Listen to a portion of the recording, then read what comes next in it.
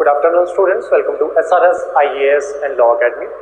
सो पिछली जो मॉड्यूल था उसमें हमने एथिक्स जो है वो कवर किया था, और ये वाला जो मॉड्यूल होगा इसमें हम गवर्नेंस वाला टॉपिक जो है उसको कवर करेंगे।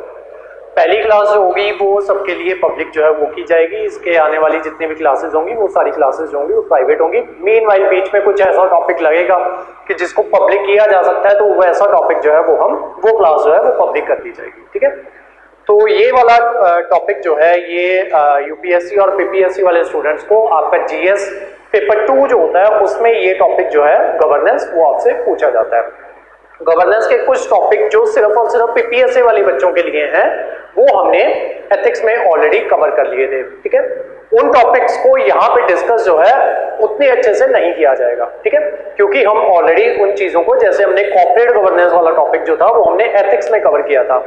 तो यहाँ पे नॉर्मली जो है वो आपको जो चीजें वहां पे डिस्कस करनी रह गई थी, जो मैंने बोला था आपको कि गवर्नेंस में डिस्कस होंगी, वो आपके इस मॉड्यूल में जो है वो डिस्कस की जाएगी। ठीक है, अदरवाइज सारा कॉर्पोरेट गवर्नेंस जो है वो नहीं करवाया जाएगा। हाँ, आपकी रिवीजन के लिए थोड़ा सा आपको बेसिक आइडिया जो है कॉर्पोरेट गवर्नेंस क्या होता है वो, या ऐसे दूसरे कुछ टॉपिक्स जो होंगे वो आपको बेसिक आइडिया जो है वो प्रोवाइड करवाया जाएगा। ठीक है, ताकि आपका रिकॉल जो है वो हो जाए। ठीक है, तो ये हमारा टॉपिक रहने वाला है।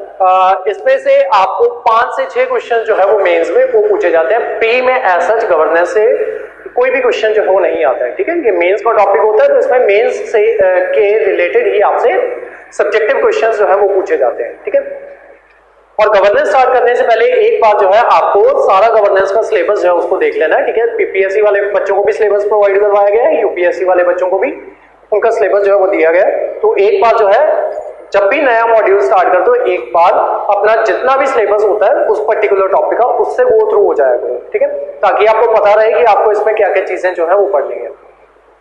ये पर्टिकुलर मॉड्यूल जो है ये आपका 15 से 20 क्लासेस जो है उसमें ये मॉड्यूल जो है वो फिनिश हो जाएगा। ठीक है, तो हर दिन जो है वो हम एक एक टॉपिक जो है वो लेके चला करेंगे। ठीक है, छोटे छोटे टॉपिक्स हैं, ऐसा जितने बड़े टॉपिक जो है इसके गवर्नेंस के होते नहीं है। ठीक है, जल्दी ही खत्म हो जाएगा। 10 से 15 दिन के अंदर, 15 से 20 दिन के अंदर जो है ये आपका टॉपिक जो है मॉड्यूल जो है वो खत्म हो जाएगा।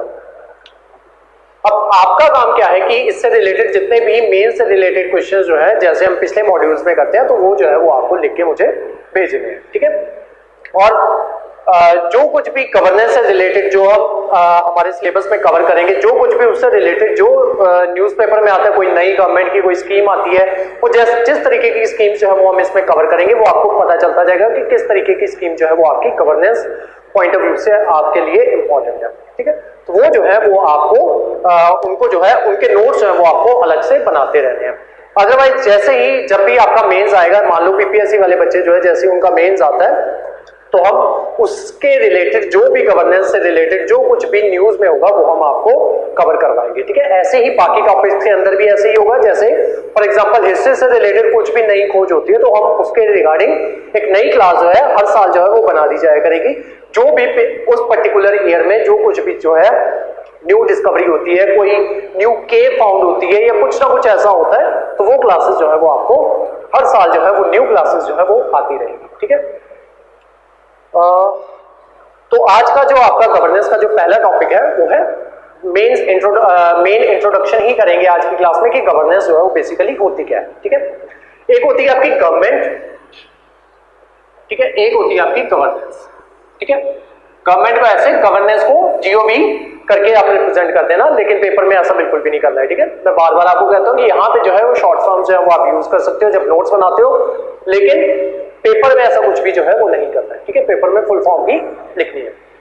अब मान लो कोई भी पर्टिकुलर सरकार आती है, बेसिकली गवर्नेंस का मतलब क्या होता है? गवर्नेंस का मतलब होता है कि जो आपका देश जो है उसको गवर्न करना, या आपके नागरिक जो है उनको गवर्न करना, या बेसिकली ऑल ओवर दो जितनी भी सारी गवर्नमेंट जो होती है वो किस तरीके से अपने नागरिक जो है या उनकी भलाई के लिए जो है वो सरकार जो है किस तरीके से चलाएगी, वो चीज कहलाती है आपकी गवर्नेंस। फॉर एग्जाम्पल हमारा देश है इंडिया, यहाँ पे बहुत सी डाइवर्सिटी है और अलग अलग लोगों की अलग अलग तरीके की प्रॉब्लम्स है। ठीक है, जेंडर डाइवर्सिटी है यहाँ पे, और जो आपकी क्लास डाइवर्सिटी है यहाँ पे, कास्ट डाइवर्सिटी है। तो हर एक इंसान की रिलीजन बेसिस पे अगर हम देख लें तो वहां पे भी कितनी सारी डाइवर्सिटी है। तो हर लोगों की अपनी अपनी जरूरतें जो है वो होती हैं, ठीक है। उसके अलावा इकोनॉमिक डाइवर्सिटी जो है वो बहुत सारी है, कुछ लोग अमीर है, कुछ लोग गरीब है, कहीं पे एम्प्लॉयमेंट ज्यादा है, कहीं पे कम है। वैसे तो बेसिकली जो अभी करंट कंडीशन चल रही है वहां पे तो हर कहीं पे भी एम्प्लॉयमेंट जनरेशन जो है वो इतनी नहीं है। अदरवाइज इन जनरल लेके चले कि कोई भी पर्टिकुलर देश जो है वो किस तरीके से, सिर्फ इंडिया की बात नहीं कर रहे, ऑल ओवर द वर्ल्ड कोई भी देश जो है अपने नागरिकों के लिए क्या काम करता है, तो उसके लिए जो है कोई भी सरकार जो है कुछ ना कुछ स्कीम जो है वो लेके आती है। फॉर एग्जाम्पल कि मान लो एम्प्लॉयमेंट के लिए सरकार जो है वो स्कीम लेके आती है कि जो आपका रूरल एरियाज जो है वहां पे एम्प्लॉयमेंट जो है वो अच्छे से जनरेट नहीं हो पाती, क्योंकि उतनी एम्प्लॉयमेंट अपॉर्चुनिटीज जो है वो वहां पे नहीं है। इस वजह से सरकार क्या करती है, सरकार एमजी नरेगा नाम की स्कीम जो है वो लेके आती है, जो कि गारंटी एम्प्लॉयमेंट जो है वो प्रोवाइड करवाती है कुछ पर्टिकुलर दिनों के लिए, ठीक है। तो वो जो है ये एमजी नरेगा सरकार ने जो है ये एक स्कीम जो है सरकार ने ले आई। अब इस स्कीम को सबसे पहले लाने के लिए बहुत से फैक्टर्स जो है वो रिस्पॉन्सिबल होंगे। सबसे पहले तो उन्हें पर्टिकुलर लेके कहां पे आनी है, ठीक है, शहर में लेके आनी है कि गांव में लेके आनी है, दोनों जगहों पे लेके आनी है। तो कहां पे इस पर्टिकुलर स्कीम की जरूरत जो है उसके लिए एक पर्टिकुलर डेटा चाहिए, ठीक है। तो पर्टिकुलर डेटा जो है वो कलेक्ट किया जाएगा, देखा जाएगा कि यहाँ पे कितनी एम्प्लॉयमेंट है, कितने लोगों को एम्प्लॉयमेंट यहाँ पे प्रोवाइड हो रही है, कितने लोगों को नहीं हो रही। जहां पे ज्यादा अनएम्प्लॉयमेंट होगी वहां पे जो है ये पर्टिकुलर स्कीम जो है वो लेके आई जाएगी।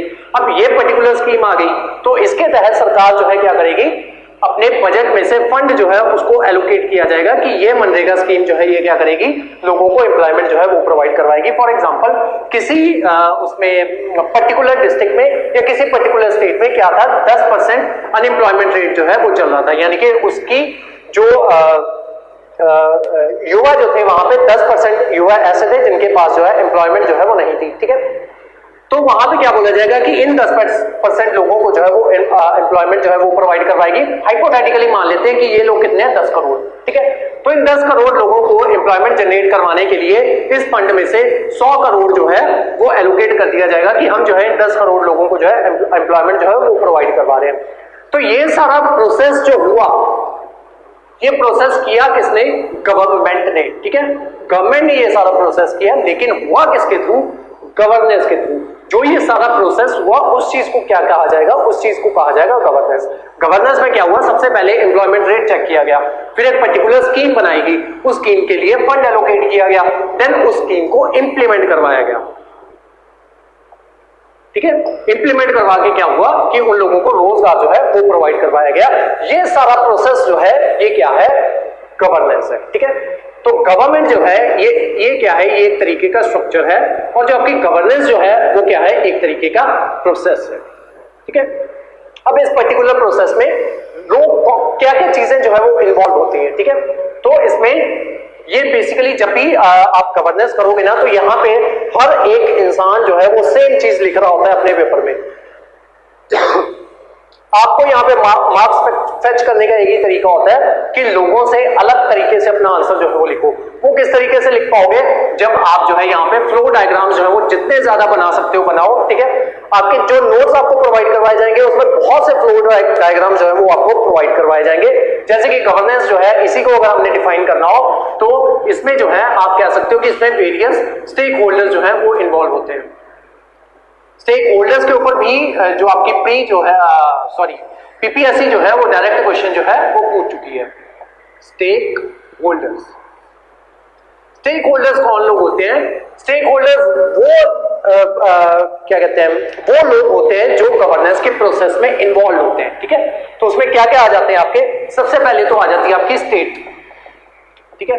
स्टेट में आपके कौन कौन आ जाते हैं, स्टेट में आपकी जो गवर्नमेंट होगी वो आ जाएगी, ठीक है, या आप कह दो कि आपकी लेजिस्लेचर जो है वो आ जाएगी और आपकी एग्जीक्यूटिव जो है वो आ जाएगी, ठीक है। जिनका पॉलिटी हो गया उनको पता होगा कि लेजिस्लेचर और एग्जीक्यूटिव जो है वो क्या होती है, दोनों के बीच में डिफरेंस जो है वो क्या होता है, ठीक है। लेजिस्लेचर में बेसिकली जितने भी आपके एमपीज जो हैं, अगर आप सेंट्रल लेजिस्लेचर की बात करें तो जितने भी आपके एमपीज हैं, चाहे वो रूलिंग पार्टी से हो या फिर ऑपोजिशन पार्टी से, वो सारे मिलके क्या बनाते हैं, legislature.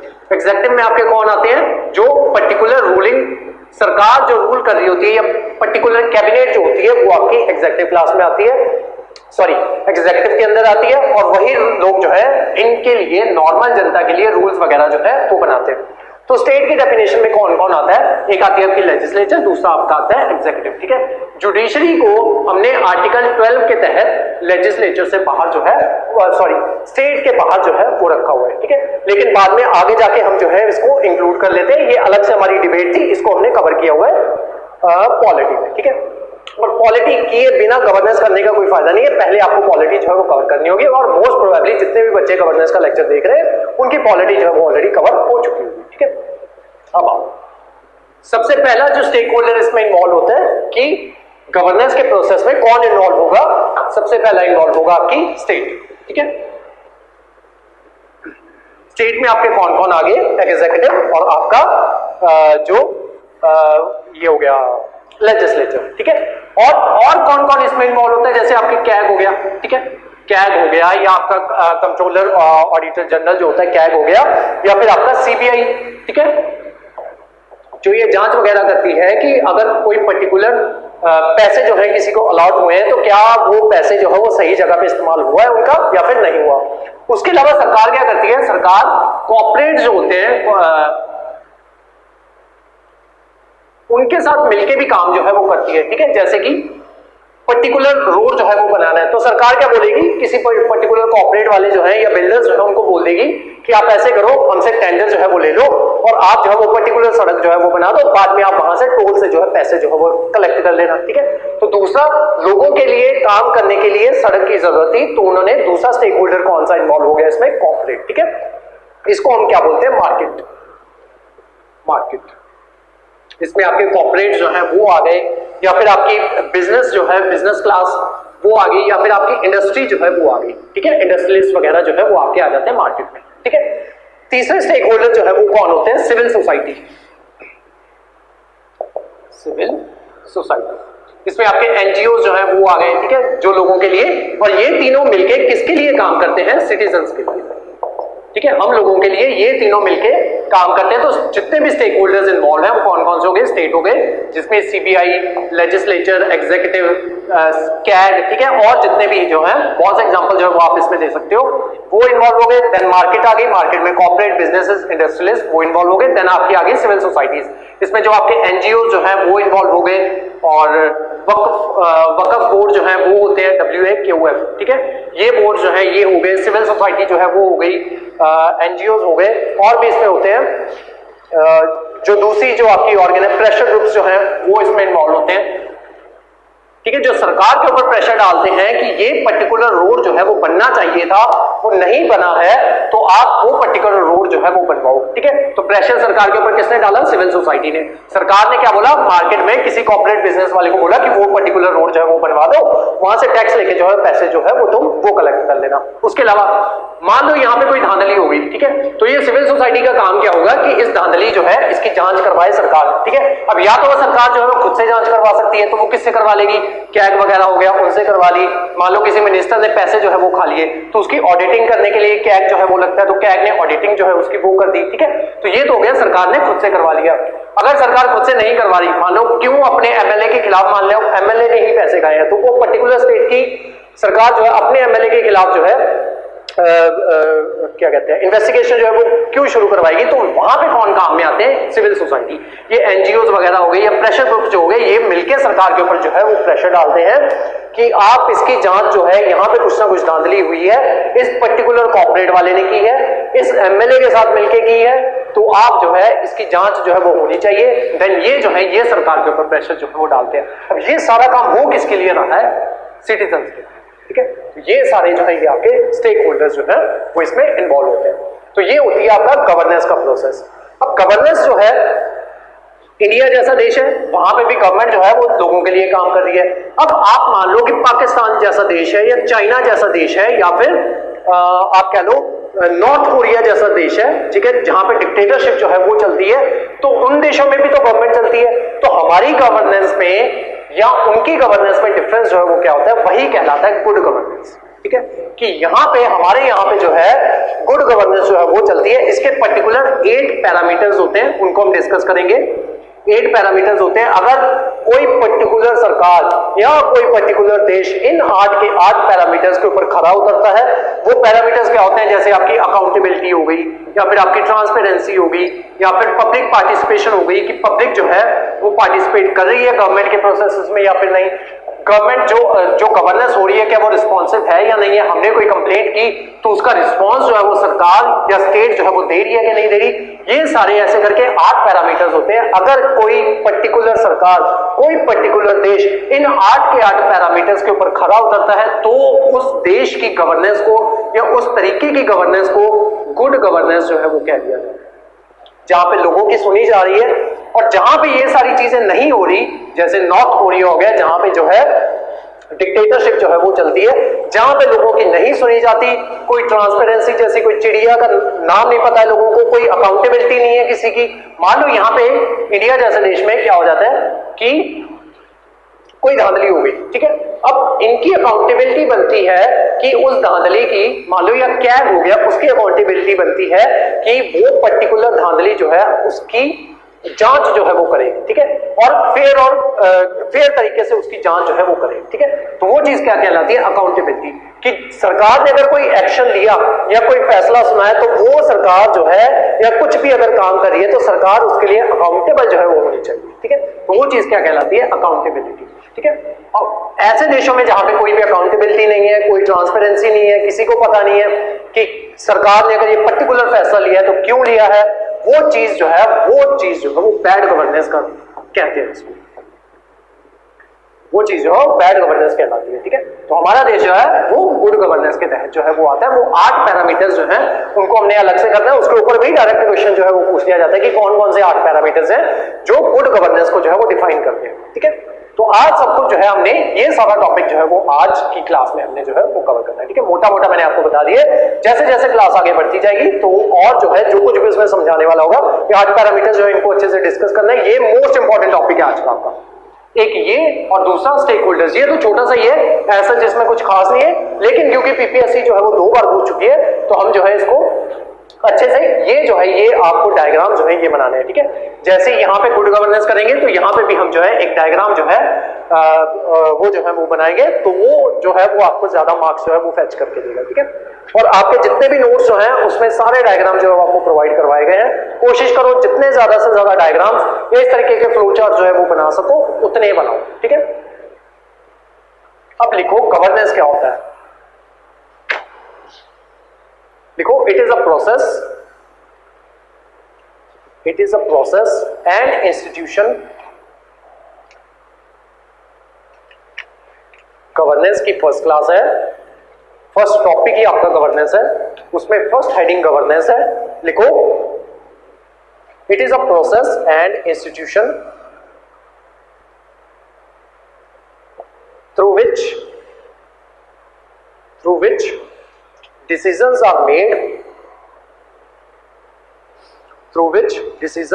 made and authority in a country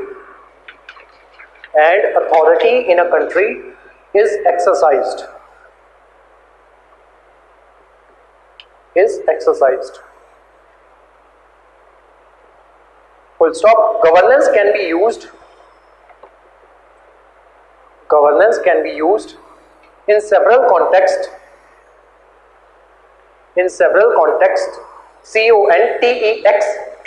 contexts such as corporate governance,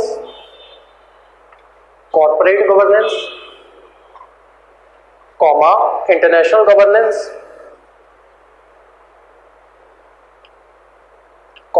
national governance and local governance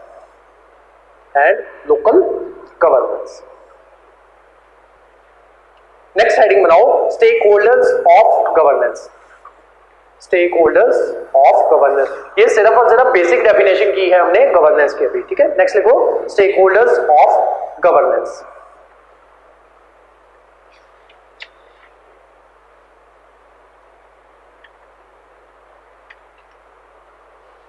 उसमें ये डायग्राम बना लो, दोबारा बना देता हूं मैं आपको।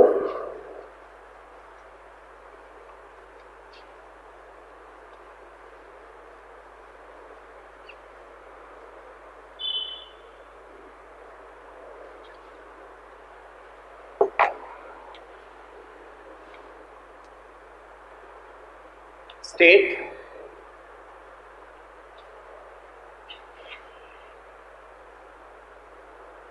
सर्कल बनाना है इसको पूरा।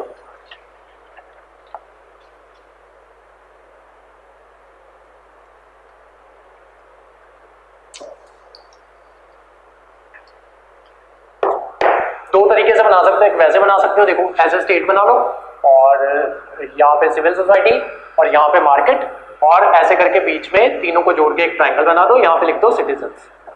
ठीक है, एक डायग्राम तो ऐसे बना सकते हो, एक ऐसे बना लो और यहाँ पे लिखो स्टेट, सिविल सोसाइटी, और यहाँ पे आएगा आपका मार्केट। ठीक है, एक डायग्राम ऐसे बना सकते हो। एक इसी का एक और वर्जन बता रहा हूं, तीन सर्कल बनाओ और तीनों को आपस में इंटरसेक्ट करवा दो। ठीक है, तो ये हो गया आपका, पहला हो गया आपका स्टेट, दूसरा हो गया आपका सिविल सोसाइटी और तीसरा हो गया आपका मार्केट। और ये जो तीनों का इंटरसेक्शन, कॉमन इंटरसेक्शन बना, यहां पे लिख दो citizens.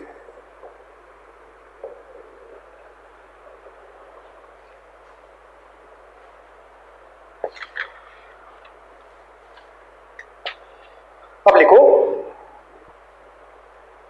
State include different organs of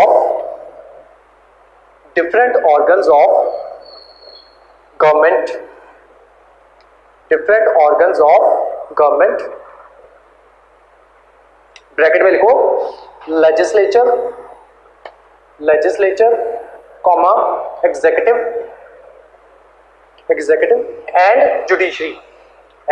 judiciary, article 12 जो है वो जुडिशरी को एक्सक्लूड करता है स्टेट की डेफिनेशन से। ठीक है, लेकिन बाद में जब हम डीपीएसपी में देखते हैं तो वहां पे भी एक स्टेट की डेफिनेशन है, वहां पे जो है आपका जुडिशरी जो है उसको इंक्लूड किया जाता है स्टेट की डेफिनेशन में। और जब भी हम गवर्नेंस पढ़ेंगे तो स्टेट की डेफिनेशन में जुडिशरी जो है हम उसको इंक्लूड करेंगे। जुडिशरी, एग्जीक्यूटिव और लेजिस्लेचर तीनों जो है वो आपके स्टेट का पार्ट जो है वो कहलाएंगे। ठीक है, तो लिख लो the state includes different organs of government, bracket में लिखो legislature, judiciary and executive, comma independent, bracket close कर दो, कॉमा इंडिपेंडेंट अकाउंटेबिलिटी मैकेनिज्म, ठीक है। इंडिपेंडेंट अकाउंटेबिलिटी मैकेनिज्म में क्या आ जाएगा आपका, कैग, CAG, ब्रैकेट में कैग लिख दो। ठीक है,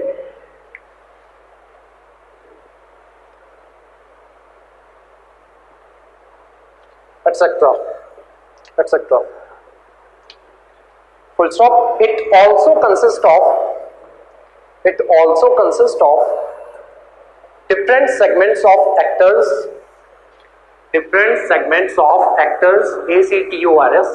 actors, ब्रैकेट में लिखो elected representatives, यानी कि इलेक्टेड जो MLAs वगैरह जो होते हैं, इलेक्टेड MLAs या फिर MPs, elected representatives, comma political executive,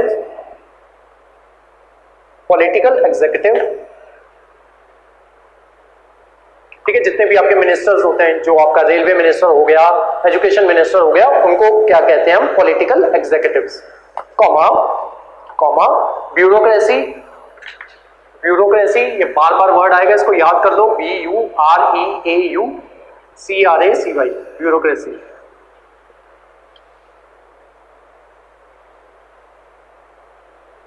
bureaucracy slash civil servants.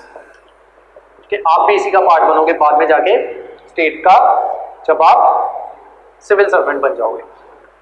Civil servants at different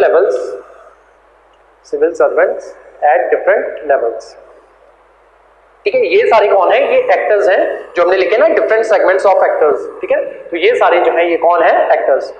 second point, market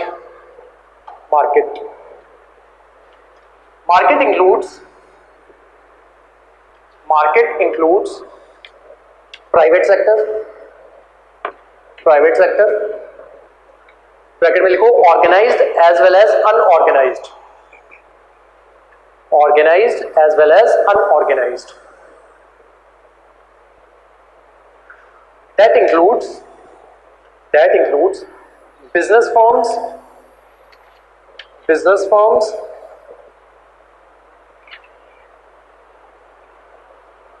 ranging from large corporate houses to small scale industries,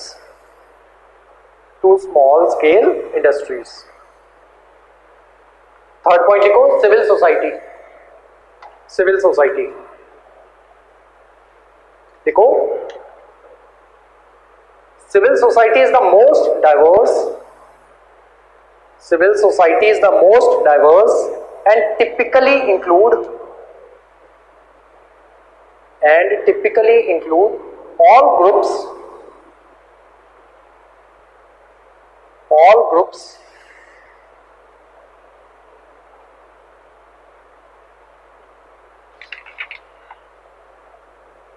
for example NGOs,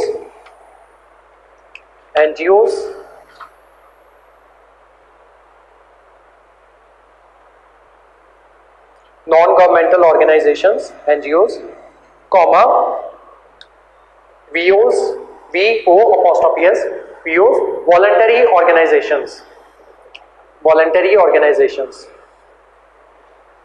comma, media organizations,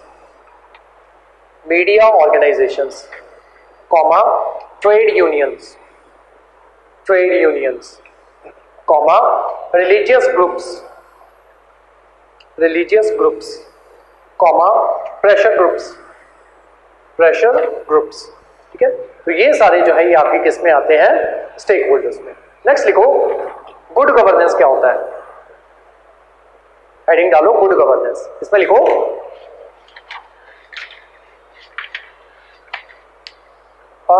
good governance से पहले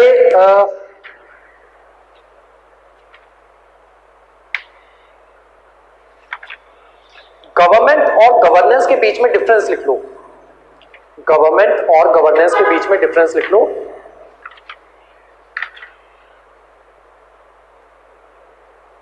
लिखो table बना लो, एक side पे government लिख लो, एक side पे governance लिख लो. लिखो गवर्नमेंट में फर्स्ट पॉइंट लिखो government is the structure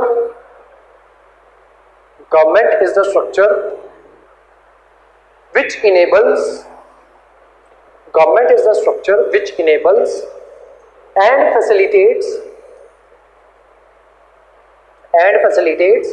the process of governance.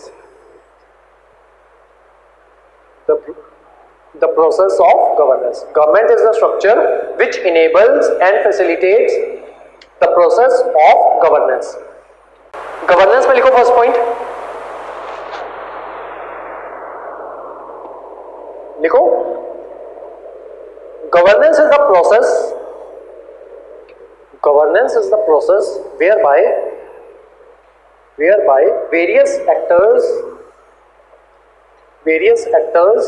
work for the welfare of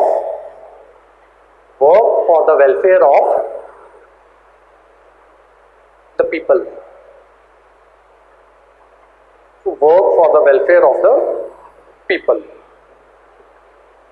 next लिखो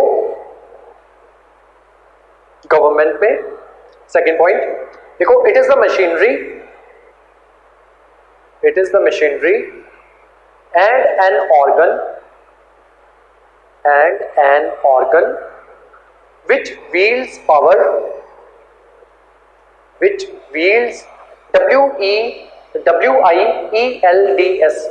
wields power of the state, comma, it include executive,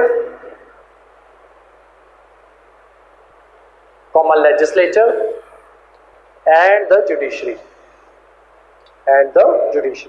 governance में सेकंड पॉइंट लिखो it carried out by various entities, it carried out by various entities including the state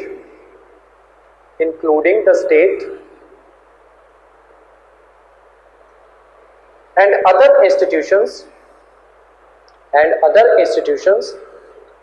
existing outside of it,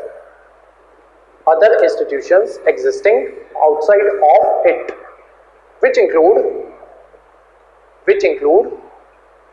civil society, comma, NGOs, etc. Third point लिखो government में, लिखो it is a formal setup which interact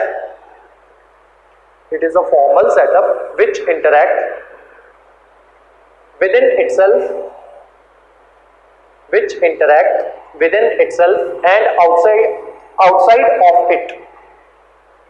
It is a formal setup which interact within itself and outside of it. Next point, governance का third point, though it evolves out of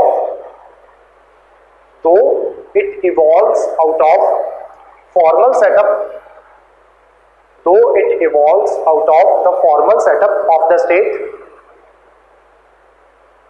of the state, comma, it expands the scope of government and also intensifies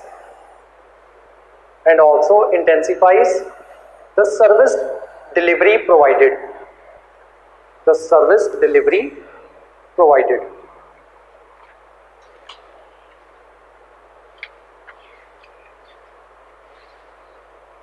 next heading बनाओ good governance.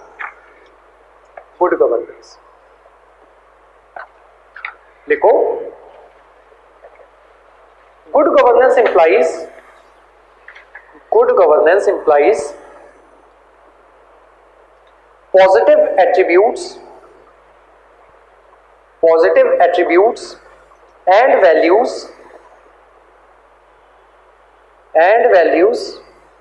associated with the quality of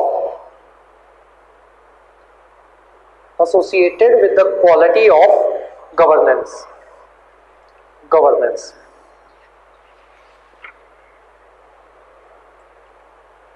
Full stop. Next para change. As per ARC2,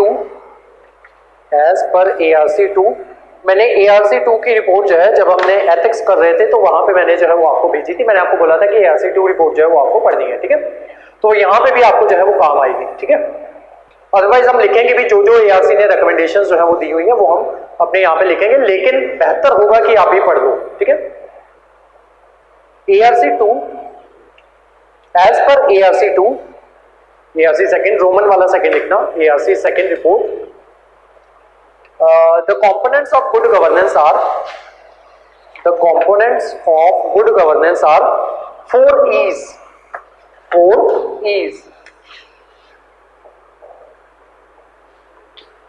first लिखो equity,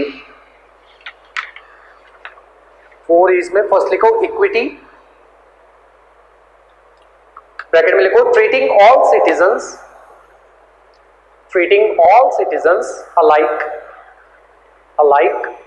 with empathy for weaker section, ठीक है। तो good governance के 4 E's के ऊपर based है आपकी गुड गवर्नेंस। सबसे पहली E कौन सी है? वो है इक्विटी, ठीक है, कि सबको इक्वली ट्रीट करो और जो वीकर सेक्शन है उसके प्रति थोड़ी सी एम्पैथी जो है वो शो करो, ठीक है। सेकेंड लिखो एफिशिएंसी, इसमें लिखो स्पीडी एंड इफेक्टिव डिलीवरी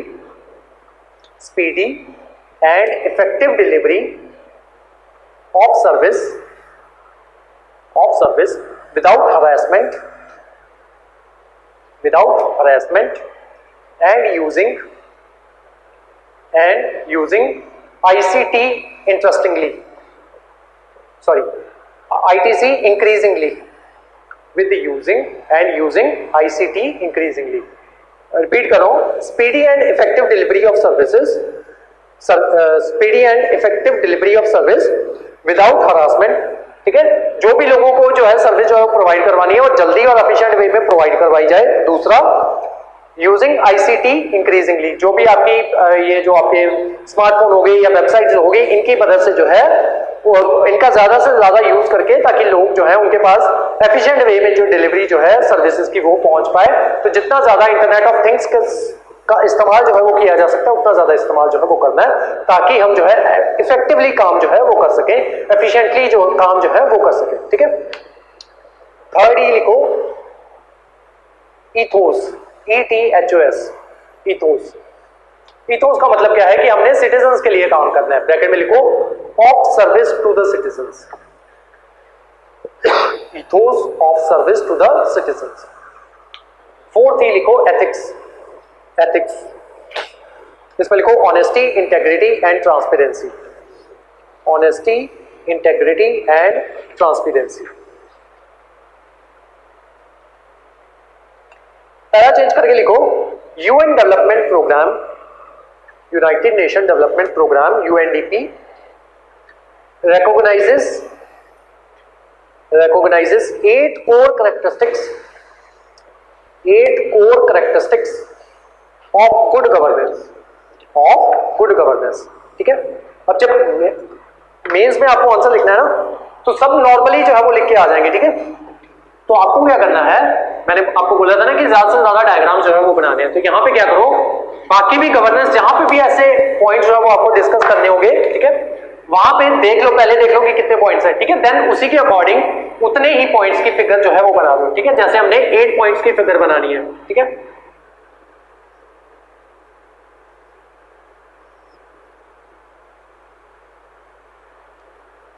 ठीक है, तो ये आपके 8 पॉइंट्स जो है ये बन गए। ये यहीं पे प्रैक्टिस करके जाओगे तभी अपने आंसर जो है मेंस में इस तरीके से जो है वो लिख पाओगे। ठीक है, तो 8 पॉइंट्स कौन कौन से हैं? सबसे पहला लिखो, पार्टिसिपेटरी, पार्टिसिपेटरी। पार्टिसिपेटरी का मतलब क्या है कि जो भी गवर्नमेंट की जो भी डिसीजन मेकिंग जो है उसमें सिटीजन जो है उनको पार्टिसिपेट करने का मौका दिया जाए। जैसे कि माय गवर्नमेंट पोर्टल जो है ये बना हुआ है, तो इसमें माय जीओवी पे जाके जो है वो आप अपने सुझाव जो है वो गवर्नमेंट को दे सकते हो कि अगर आपका ये पर्टिकुलर रूल जो है ये आपने बनाया हुआ है, ये पर्टिकुलर अमेंडमेंट करने जा रहे हो आप, तो इसमें ये चीजें जो है वो सही है और ये चीजें जो है वो गलत है। ठीक है, आप क्रिटिसाइज भी गवर्नमेंट को वहां पे जाके जो है वो कर सकते हो। ठीक है, तो वो जो है लोगों की पार्टिसिपेशन जो है उसको दर्शाता है। जैसे कि फॉर एग्जांपल ये बिल आ गए थे आपके किसान वाले बिल्स जो हैं, जो 3 बिल जो है वो आए हुए थे। ठीक है, फार्मर बिल्स जो है आए हुए थे, वो किसानों से बिना पूछ के एक बंदे ने अपनी मर्जी से वो बिल जो है वो पास कर दिए। ठीक है, अब उस वजह से क्या होगा कि किसानों का आंदोलन जो है वो हो गया।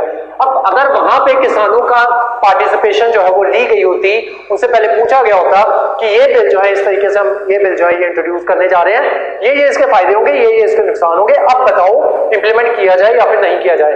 तो किसान जो है पहले वहीं पे बता देते। इतना लंबा जो 1 साल तक जो है वो वहां पे किसान जो है वो दिल्ली में बैठे रहे, इतने सारे किसानों की डेथ हो गई, वो सारी चीजें जो वो ना होती अगर वहां पे पार्टिसिपेशन जो है किसानों की ली गई होती। ठीक है, इस वजह से गुड गवर्नेंस के लिए पार्टिसिपेशन जो है वो बहुत ज्यादा जरूरी है। ठीक है, तो फर्स्ट पॉइंट लिखो, पार्टिसिपेटरी। इसमें लिखो, participation of all sections of society, participation of all sections of society is cornerstone of good governance, is cornerstone of good governance. Full stop. Next point, participatory governance provides opportunities for citizens to take part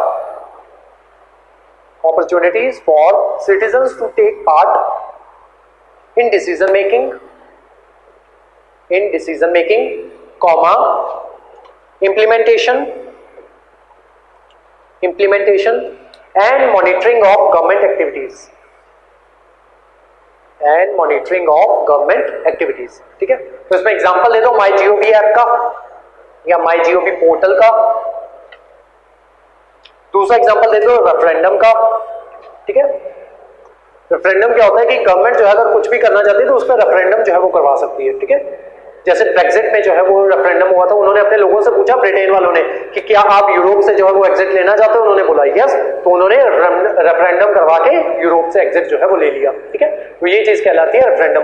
next देखो, right to recall, right to recall. For example, hypothetical example लेके चलते हैं कि हमने जो है कांग्रेस की सरकार जो है हमने गिरवा दी, फिर उसके बाद जो है बीजेपी की सरकार आ गई। अब हमें क्या लगा कि 2 महीने बाद हमें लगा कि ये बीजेपी की सरकार जो है ढंग से काम नहीं कर रही, या ये पर्टिकुलर एमपी जो है ये ढंग से काम नहीं कर रहा, तो लोगों के पास राइट टू रिकॉल होना चाहिए कि जो पुराना एमपी जो था, जो हमारे लिए अच्छा काम कर रहा था, उसको दोबारा से रिकॉल किया जा सके। ये कहलाता है आपका राइट टू रिकॉल। नेक्स्ट देखो, pre legislative scrutiny, pre legislative scrutiny, ठीक है। वही जो आपका ये मैंने ये एग्जांपल दिया फार्मर बिल्स का, ठीक है। लेजिस्लेचर में जब भी वो बिल आया तो वहीं पे उसकी स्क्रूटनी जो है वो किसानों से करवा लेनी चाहिए थी, या पार्टिसिपेशन उनकी ले लेनी चाहिए थी, या नॉर्मल नागरिकों से पूछ लेना चाहिए था, ठीक है। अब क्योंकि बिल किसानों के लिए आया था तो किसानों से पूछना ज्यादा इंपॉर्टेंट था, तो अगर वहीं पे उनसे पूछ लिया जाता, वही चीज क्या कहलाती है, प्री लेजिस्लेटिव स्क्रूटनी, कि लेजिस्लेचर में जैसे ही बिल है वहीं पे उसकी स्क्रूटनी जो है वो हो जाए, ठीक है। नेक्स्ट लिखो, however, next point, however, participation needs to be informed, participation needs to be informed and organized, ठीक है। एक ऑर्गेनाइज वे में जो है पार्टिसिपेशन होनी चाहिए। ऐसा नहीं होना चाहिए कोई भी रैंडम जो है बंदा जो है वो आके बोले कि नहीं जी ये चीज मुझे पर्टिकुलरली मुझे पसंद नहीं है, तो ये चीज जो है वो नहीं होनी चाहिए, ठीक है। ऐसी हरकतें नहीं करनी है, ठीक है। पार्टिसिपेशन जो है वो एक इन्फॉर्म्ड वे में और एक ऑर्गेनाइज्ड वे में जो है वो होनी चाहिए। Full stop. This includes freedom of association, this includes freedom of association and freedom of expression, freedom of expression. Second, consensus oriented, second point good governance का सेकंड पॉइंट जो है जो यूएनडीपी के द्वारा दिया गया है वो है consensus, CONSENSUS, consensus oriented, consensus oriented. इसमें लिखो, कंसेंसस ओरिएंटेड का मतलब क्या होता है कि जो बहुत से लोग जो है, ज्यादा लोग जो है एक पर्टिकुलर कंसेंसस बना ले कि हमें जो है इस तरीके से जो है वो आप गवर्न करें। फॉर एग्जांपल, हाइपोथेटिकल एग्जांपल लेके चलते हैं हेलमेट का, ठीक है। अब हेलमेट जो है वो जो है हेलमेट छोड़ो, उससे पहले एग्जांपल लेते हैं इसका। जब कोरोना आया था ना, तो जो फॉरेन के लोग जो है, जो इंग्लैंड के लोग थे, उन्होंने मास्क पहनने से मना कर दिया था, ठीक है। उन्होंने कंसेंसस बनाया कि हम जो है हम अपनी जान के लिए खुद जिम्मेवार हैं, ठीक है। तो हम जो है उस वजह से हम मास्क नहीं पहनेंगे, ठीक है। हमारी लिबर्टी है, हमारी लाइफ है, हम चाहे मास्क पहने चाहे ना पहने, ठीक है। सेम गोस फॉर हेलमेट, ठीक है।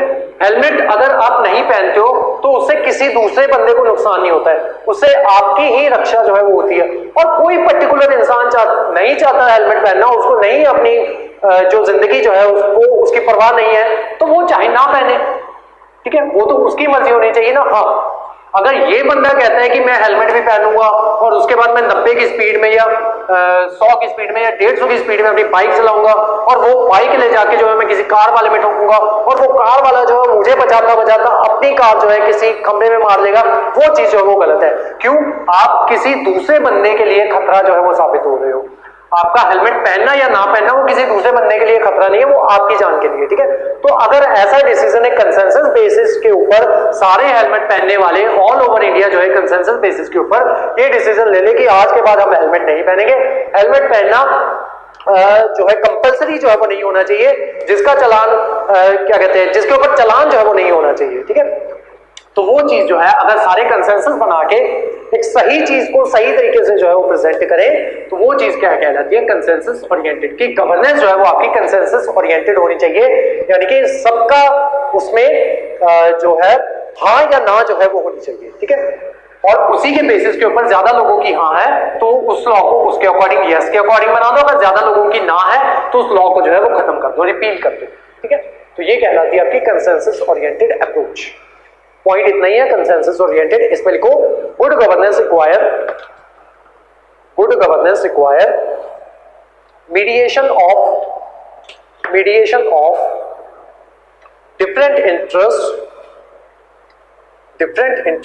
in society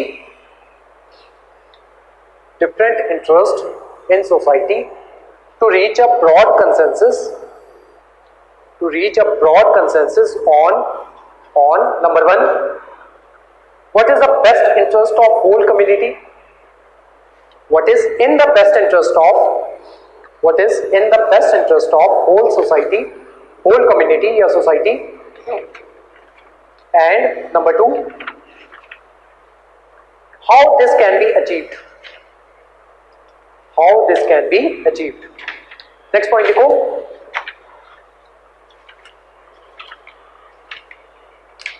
rule of law. Third point है रूल ऑफ लॉ। लिखो good governance require fair legal framework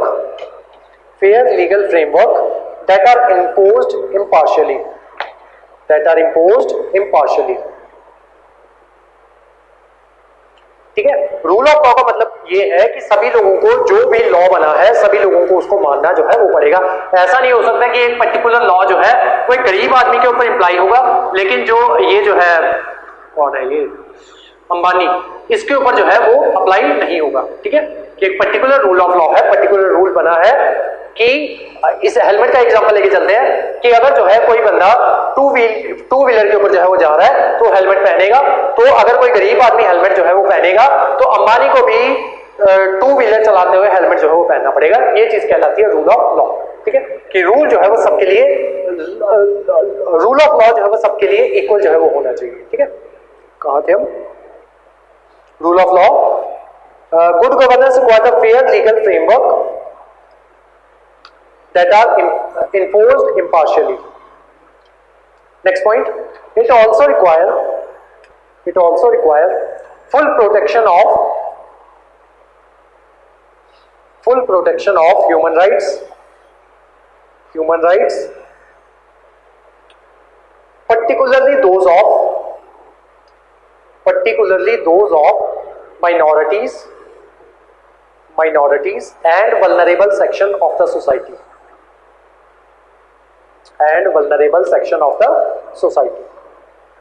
Full stop.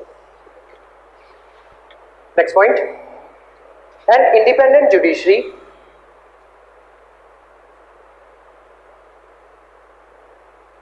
and impartial and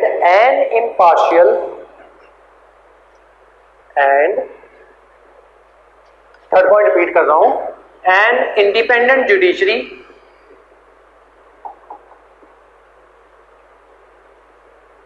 and an impartial and दोबारा से and incorruptible police force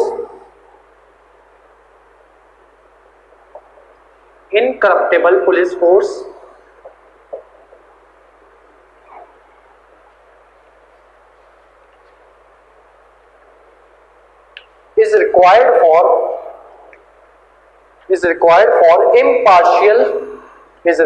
for impartial enforcement.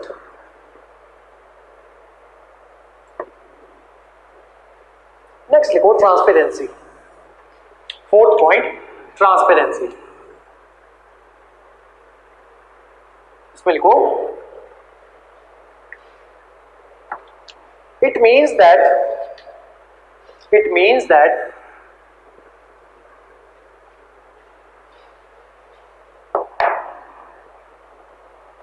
decisions taken and their enforcement are done in a manner that follows rules and regulations.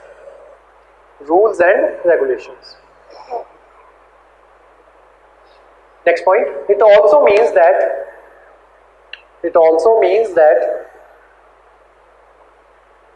information is freely available.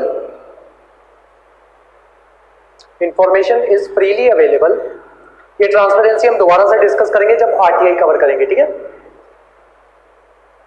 It also means that information is freely available in the easily understandable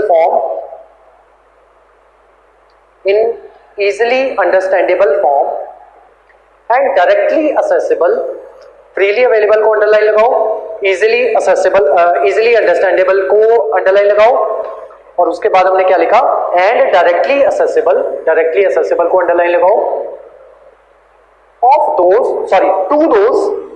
to those who will be affected by such decisions and their enforcement.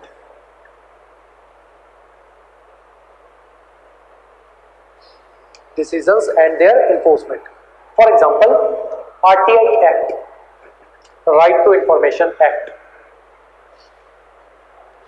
अब जो आपकी transparency होती है वो भी दो तरीके की होती है। एक होती है आपकी प्रोएक्टिव ट्रांसपेरेंसी।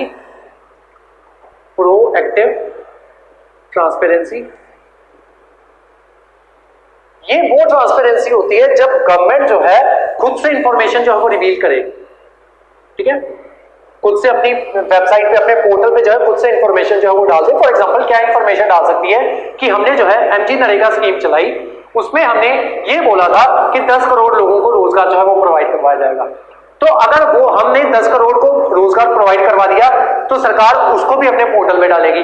अगर नहीं करवा पाई, 9 करोड़ लोगों को रोजगार प्रोवाइड करवा पाई, तो वो लिखेगी कि 9 करोड़ को रोजगार प्रोवाइड करवाया, 1 करोड़ को रोजगार प्रोवाइड हम नहीं करवा पाए क्योंकि हमने वादा किया था 10 करोड़ को रोजगार प्रोवाइड करवाने का, तो 1 करोड़ को रोजगार हम नहीं प्रोवाइड करवा पाए हैं। उसके क्या क्या रीजंस रहे हैं वो भी सरकार जो है वो लिख के देगी अपने पोर्टल के ऊपर। अगर 10 को करवाना था, अगर उन्होंने 11 करोड़ को प्रोवाइड करवा दिया तो उसको एज ए अचीवमेंट जो है वो लिखेगी कि हमने 10 करोड़ के लिए बजट एलोकेट किया था लेकिन हमने जो है 11 करोड़ लोगों को रोजगार जो है वो प्रोवाइड करवा दिया। तो ये सरकार ने क्या किया, प्रोएक्टिव होके खुद से ट्रांसपेरेंसी जो है वो ले आए, ठीक है। एक पर्टिकुलर स्कीम लाए थे वो एमजी नरेगा, मनरेगा करके, उसको इंप्लीमेंट करवाया, देन उसकी इंफॉर्मेशन अपनी ही मर्जी से खुद से प्रोएक्टिव होके उन्होंने वो इंफॉर्मेशन लोगों के लिए सामने ट्रांसपेरेंट कर दी कि देख लो ये सारी इंफॉर्मेशन है, इतने लोगों को रोजगार प्रोवाइड करवाना था, इतनों को हमने करवा दिया, इतना खर्चा आया, अब अगले साल इतने लोगों को और प्रोवाइड करवाएंगे, उसके ऊपर इतना खर्चा जो है वो आएगा, ठीक है। और वो खर्चा जो है वो कहां से निकालेंगे, बजट से, यहां से वो खर्चा जो है वो निकाला जाएगा, ठीक है। वो सारी चीजें सरकार ने प्रोएक्टिव होके वो ट्रांसपेरेंसी शो कर दी, तो उसको उस वाली ट्रांसपेरेंसी को हम क्या बोलेंगे, प्रोएक्टिव ट्रांसपेरेंसी, ठीक है। लिख लो number 1, proactive transparency, when government reveals themselves, यहां when the government themselves reveals, ठीक है, when the government themselves reveals, यहां पे इसकी इतनी ही जरूरत है, ठीक है। ट्रांसपेरेंसी और अकाउंटेबिलिटी के ऊपर आपको अलग से नोट भी लिखने को आ जाता है, ठीक है। तो वो उसमें क्या क्या लिखना है वो सारा जो है वो आपको आपके नोट्स में अलग से प्रोवाइड करवाया जाएगा, वहां पे ट्रांसपेरेंसी देन उसकी प्रॉपर डेफिनेशन जो है वो लिखी हुई है जो मैंने अभी आपको करवाई, ठीक है। यहाँ पे हमने क्योंकि 8 पॉइंट्स जो है वो डिस्कस करने हैं तो उसी के अकॉर्डिंग जो है वो हम जितना जरूरी है इस क्वेश्चन के अकॉर्डिंग उतना लिख रहे हैं, ठीक है। जो 8 फैक्टर्स जो है, इंडिकेटर्स जो है उसके अकॉर्डिंग उतना लिख रहे हैं, ठीक है। अगर आपको पर्टिकुलरली इसके ऊपर नोट आता है ट्रांसपेरेंसी के ऊपर तो आपने ट्रांसपेरेंसी की डेफिनेशन देनी है, देन प्रोएक्टिव ट्रांसपेरेंसी की डेफिनेशन देनी है, देन ये पर्टिकुलर एग्जांपल देना है, देन उसके अलावा जो सेकंड टाइप की ट्रांसपेरेंसी होती है वो होती है आपकी रिएक्टिव ट्रांसपेरेंसी। सेकंड लिखो रिएक्टिव। प्रोएक्टिव ट्रांसपेरेंसी में इतना लिख के छोड़ दो, लिखो when government themselves reveal, when government themselves reveal, SEL, reveal, REVEAL, ठीक है। सेकंड लिखो रिएक्टिव ट्रांसपेरेंसी। रिएक्टिव ट्रांसपेरेंसी क्या होती है, जब लोग जो है वो खुद सरकार से जवाब मांगे, खुद सरकार से ट्रांसपेरेंसी मांगे, किसके थ्रू, RTI के थ्रू, ठीक है।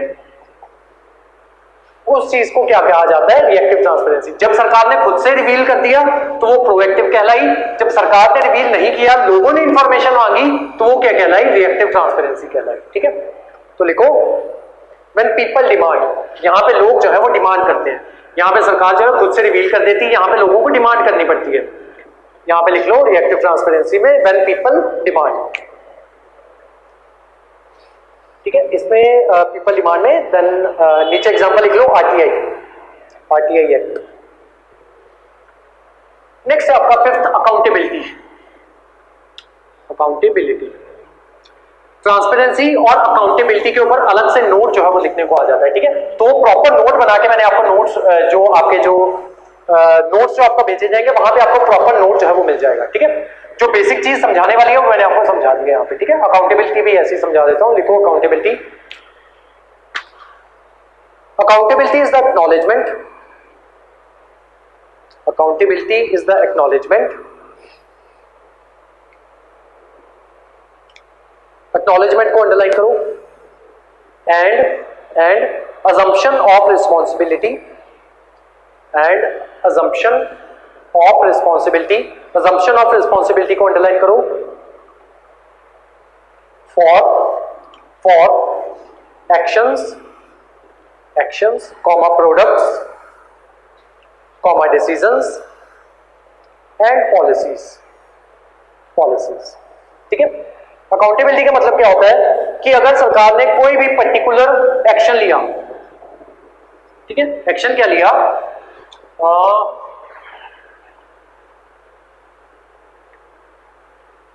एक्शन क्या लिया, मान लो किसानों ने जो है वो 3 बिल्स जो है उसके खिलाफ आंदोलन कर दिया। अब सरकार ने उसके ऊपर क्या एक्शन लिया, उन्होंने वो बिल जो है फॉर अ टाइमिंग उनको जो है रद्द कर दिया। तो वो चीज क्या कहलाई, एक्शन, ठीक है।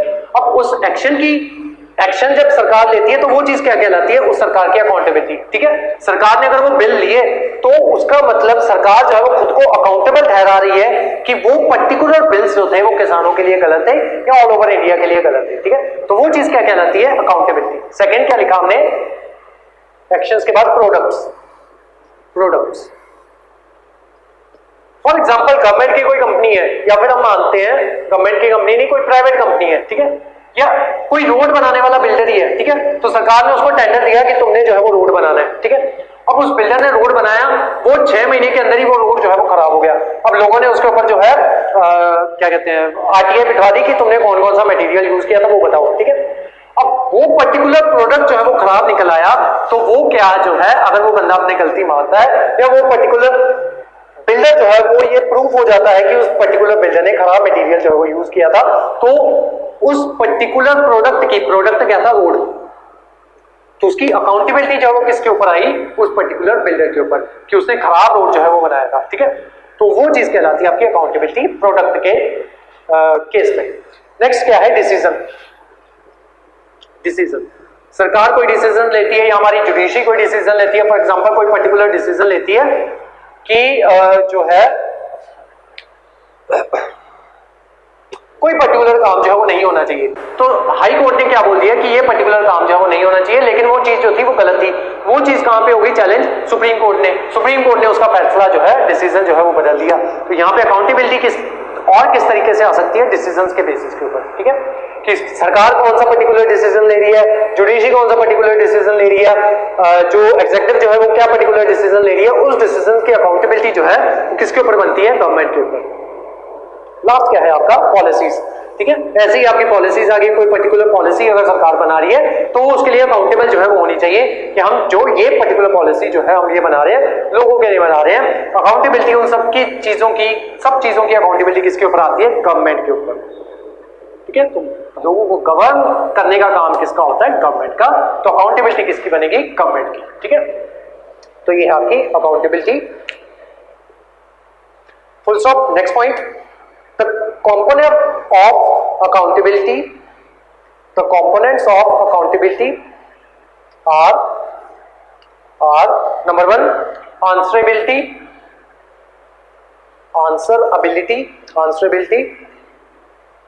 comma sanction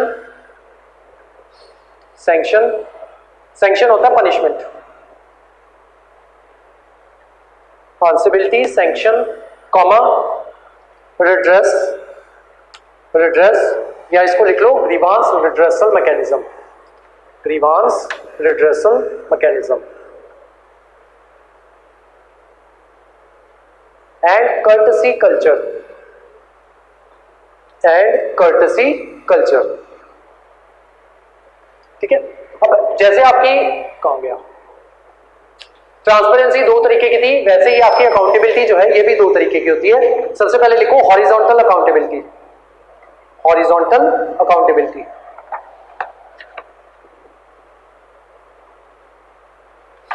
हॉरिजॉन्टल अकाउंटेबिलिटी और एक होती है आपकी वर्टिकुलर वर्टिकल अकाउंटेबिलिटी। ठीक है, हॉरिजॉन्टल अकाउंटेबिलिटी का मतलब क्या होता है कि जब हम जो है इनसाइड द स्टेट जो है वो आंसर मांगे अकाउंटेबल ठहराए। फॉर एग्जांपल ये आपकी स्टेट है, ठीक है, स्टेट में कुछ स्टेट में आपकी डिस्ट्रिक्ट है, डिस्ट्रिक्ट में आपका एमएलए है। ठीक है, तो एमएलए ने क्या किया, एमएलए ने कोई पर्टिकुलर फंड जो है वो अलॉट होना था किसको, स्कूल वालों के लिए। ठीक है, तो उसे वो पर्टिकुलर फंड जो है वो स्कूल को एलोकेट नहीं किया। स्कूल वाले कहां पहुंच गए, आपके डीसी के पास, डिस्ट्रिक्ट कलेक्टर के पास।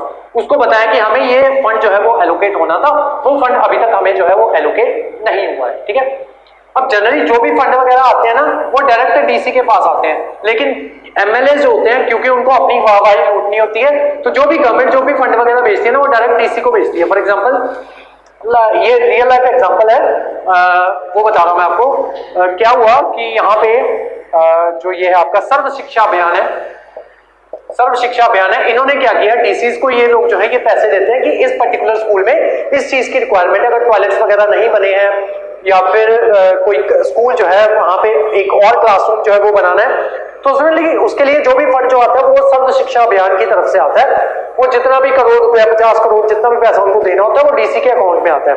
डीसी क्या करता है, वो पर्टिकुलर पैसा जो है पर्टिकुलर स्कूल के प्रिंसिपल जो है या उनके ट्रस्ट फंड जो होता है वहां पे ट्रांसफर कर देते हैं। लेकिन जो रियलिटी होती है उसमें ऐसा नहीं होता।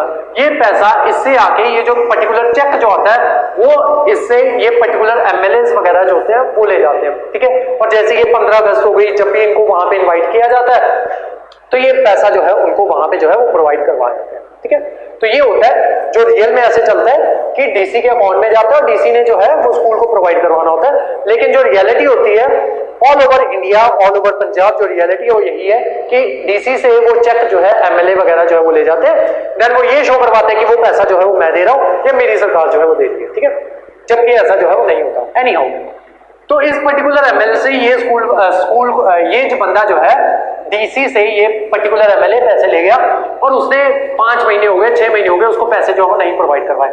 स्कूल ने जब पता करवाया सर्व शिक्षा अभियान वालों से कि हमारे तो पैसे जो है पैसे की जरूरत थी, तो सर्व शिक्षा अभियान वाले बोलते कि हमने तो 6 महीने पहले ही चेक जो था वो भिजवा दिया था।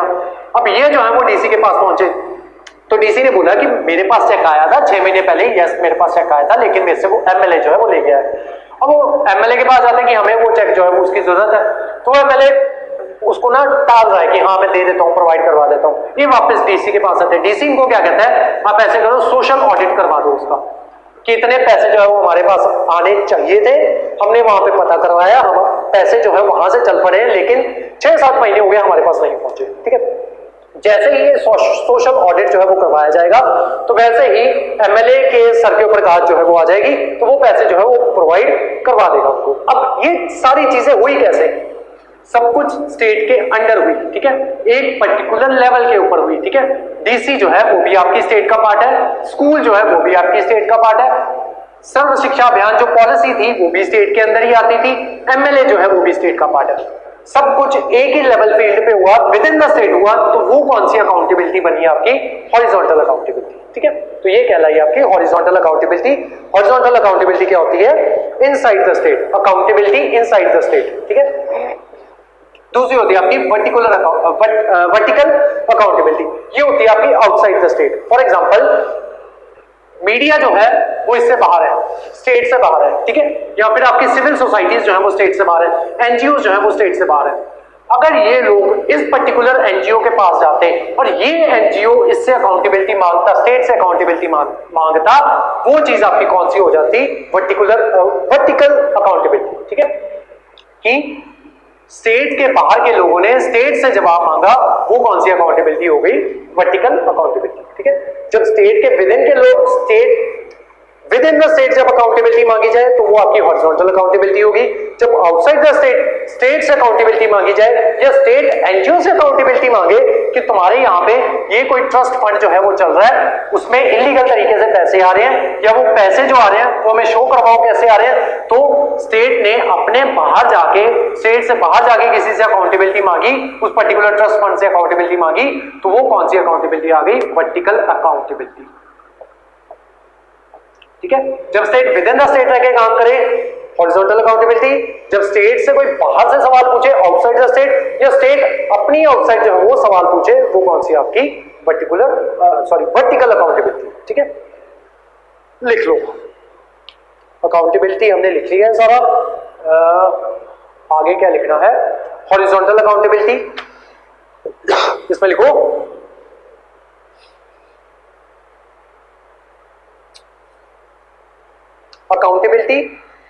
accountability within the state machinery, accountability within the state machinery।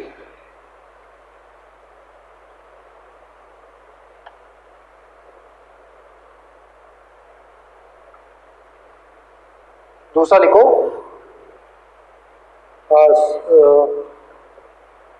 Example लिख लो हॉरिजॉन्टल में।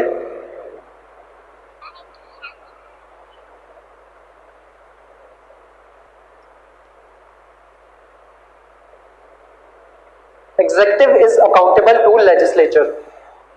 Executive is accountable to legislature.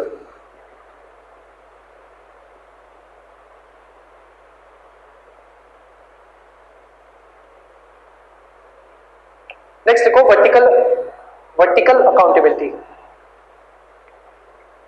लिखो act outside the state machinery, accountability outside the state machinery, accountability outside the state machinery। For example civil society make the government answerable, civil society make the government answerable। next लिखो responsive, 6 point responsive।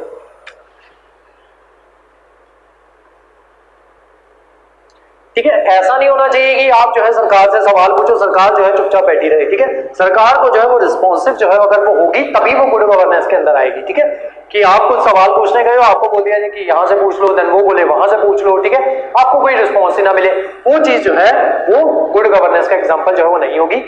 अगर सरकार जो है आपके प्रति responsive है, आपके लिए आंसरेबल है, यानी कि आप अगर आप उससे कुछ जानना चाह रहे हो तो वो उसके प्रति रिस्पॉन्स जो है वो दे रही है, तभी वो गुड गवर्नेंस जो है वो कहलाएगी। ठीक है, नेक्स्ट लिखो responsive.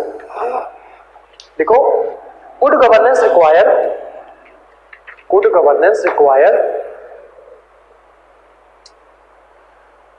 that requires that institution and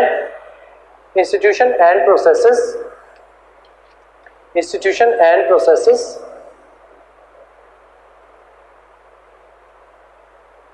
try to serve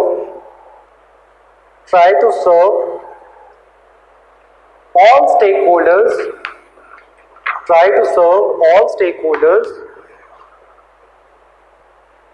within a reasonable time, within a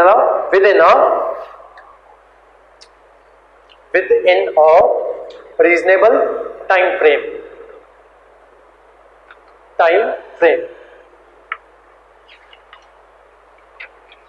that is timeliness or timely delivery of services, next लिखो effective and efficient, 7 point effective and efficient। इसमें लिखो good governance means that processes and institutions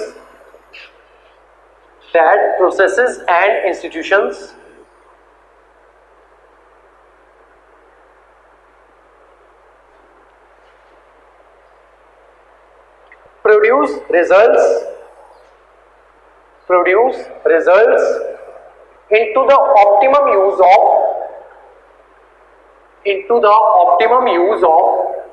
resources at their disposal, कि जितने भी उनके पास resources हैं उसके according efficiently उन रिसोर्सेज के ऊपर काम करके लोगों को सही सर्विसेज जो है वो प्रोवाइड करवाई जाए। नेक्स्ट पॉइंट देखो इसी में, does it also cover the sustainable use of natural resources and the protection of environment, ठीक है। ये तो वो चीज है जो आपको पेपर में लिखनी है, ठीक है। इसको समझने के लिए इफेक्टिव और एफिशिएंट जो है, इसको समझने के लिए एक एग्जांपल लेते हैं एमजी नरेगा का ही, मनरेगा,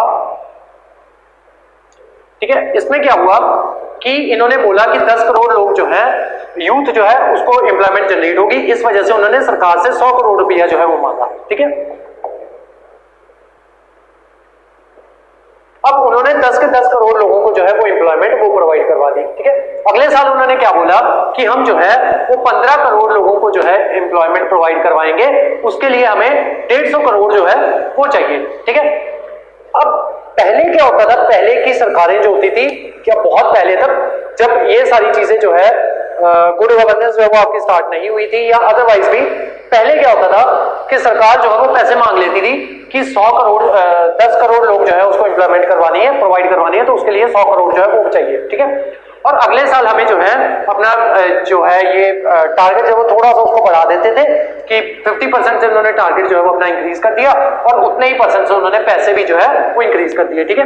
उन्होंने बोल दिया कि हमें 15 करोड़ इस साल जो है 15 करोड़ लोगों को जो है एम्प्लॉयमेंट जनरेट करेंगे, और जो है 150 करोड़ रुपया जो है वो हमें चाहिए, ठीक है। ये चलता था पहले। उसके बाद जो है सरकार में चेंजेस आए, तो सरकार ने बोला, जब जीरो बजटिंग जो है वो इंट्रोड्यूस हुआ, जीरो बजटिंग का कंसेप्ट भी यहीं पे समझा रहा हूं मैं आपको। जीरो बजटिंग का मतलब क्या होता है कि पिछले साल आपने बोला कि 10 करोड़ लोगों को एम्प्लॉयमेंट जनरेट करवानी है, उसके लिए 100 करोड़ रुपया जो है वो चाहिए। अब अगले साल आप ये शो नहीं करवाओगे कि अगले साल हम 5 करोड़ लोगों को और एम्प्लॉयमेंट जनरेट करवा रहे हैं, उसके लिए हमें 50 करोड़ रुपया जो है वो और चाहिए। नहीं, हम सब कुछ जो भी सरकार जो है वो पैसे मांगेगी वो सब कुछ जीरो से उसको जो है वो स्टार्ट करना पड़ेगा। उसको ये बताना पड़ेगा कि और 15 करोड़ लोग जो है वो क्या वो सच में अनएम्प्लॉयड हैं, और अगर वो सच में अनएम्प्लॉयड हैं तो क्या आपने पिछले साल ये जो 10 के 10 करोड़ लोगों को आपने वादा किया था क्या वो एम्प्लॉयमेंट जनरेट करवाएंगे, क्या वो आपने करवा के दी कि नहीं दी। दूसरा, 100 करोड़ जो आपने खर्च किया, क्या वो 100 का 100 करोड़ इन्हीं 10 करोड़ लोगों के ऊपर खर्च हुआ या फिर नहीं हुआ, ये सारा क्लियर करके दो। उसके बाद हमें ये बताओ कि जब 10 करोड़ लोग जो थे ये पढ़ के 15 करोड़ लोग जो है वो कैसे हो गए, ठीक है। ये सारे सवाल जो है वो पूछे जाते हैं। सब कुछ जो है इनको जीरो से जो है दोबारा से सब कुछ तैयार करके देना होता है। 15 करोड़ लोगों को अनएम्प्लॉयड जो है वो शो करवाना होता है, ठीक है। पर्टिकुलर वो सारा डेटा जो है कंसेंसस जो है वो लिया जाता है, सारा डेटा जो है स्टैट्स जो है वो सारे लिए जाते हैं, और वो जो है जीरो से जो है वो सब कुछ शो करवाना होता है। और साथ में ये भी बताना होता है कि 150 करोड़ रुपया जो है वो क्यों चाहिए, ठीक है। कि सबसे पहले तो 15 करोड़ लोग जो है वो ज्यादा एक्स्ट्रा जो है वो कहां से आए, ठीक है। जीरो से शुरू करके बताओ कि 15 करोड़ लोग जो है वो अनएम्प्लॉयड है या फिर नहीं है। अगर है तो किस तरीके से उन्हें एम्प्लॉयमेंट जो है वो किस तरीके से प्रोवाइड कराओगे। और 15 करोड़ लोग ऐसे तो है नहीं कि एक ही जगह पे बैठे होंगे। 28 जितनी भी इंडिया की स्टेट्स हैं उन सबको जो है पर्टिकुलर जितनी भी उसकी डिस्ट्रिक्ट से है, पर्टिकुलर डिस्ट्रिक्ट में कहां पे कितने लोग जो है वो अनएम्प्लॉयड है, और सबको तो एम्प्लॉयमेंट जो है वो प्रोवाइड करवा नहीं सकते। और ऐसा भी नहीं है कि सिर्फ 15 करोड़ लोग जो है वही अनएम्प्लॉयड होंगे, ठीक है। बहुत बड़ी फिगर है ये, ठीक है। और उन सबको जो है वो किस तरीके से कहां से आप सिलेक्शन लोगे, क्या क्राइटेरिया रखोगे, किस को उसमें इंक्लूड करोगे, किसको इंक्लूड नहीं करोगे, किसी को एक्सक्लूड कर रहे हो तो क्यों कर रहे हो, ये सारी चीजें जो है वो फ्रॉम द स्क्रैच वो बताओ, ठीक है। वो सारी चीज जो है वो क्या है, जीरो बजटिंग। सरकार के पास जितने रिसोर्सेज हैं उसी के अकॉर्डिंग इफेक्टिवली काम करने को कहते हैं हम इफेक्टिव और एफिशिएंटली, ठीक है। जितने उनके पास रिसोर्सेज हैं, और जीरो बजटिंग से जो है वो सारा काम जो है वो करना होता है, ठीक है। ये नहीं समझ में आया तो भी इट्स ओके। ये कंसेप्ट उसका है आपका इकोनॉमी का, ठीक है। बस इतना पता होना चाहिए कि इफेक्टिव और एफिशिएंट वे में किस तरीके से काम जो है वो होता है, ठीक है। सब कुछ जो है वो आपको शो करवाना होता है। पैसा लेना है, एक एक रुपया लेना है, तो एक एक रुपया जो है वो शो करवाना पड़ता है। किसके लिए ले रहे हो वो सारी चीजें हैं वो शो करवानी पड़ती है। तो वही चीज जो है वो क्या कहलाती है, इफेक्टिव और एफिशिएंट वे में गवर्नेंस, गवर्न करना कंट्री को। लास्ट पॉइंट लिखो, equitable and inclusive. Equitable and inclusive.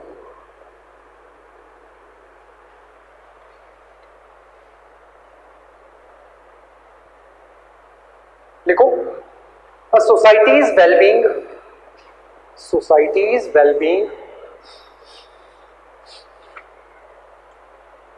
depends